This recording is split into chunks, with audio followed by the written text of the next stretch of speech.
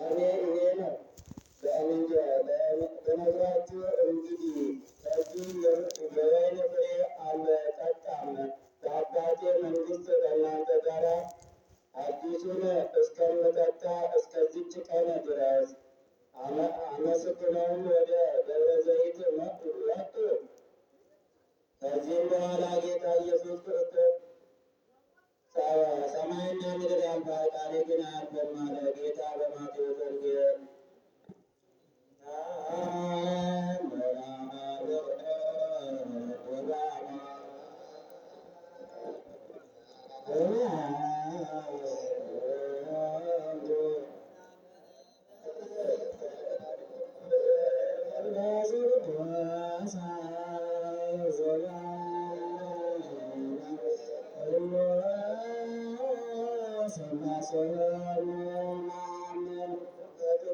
ኢየሱስ ክርስቶስ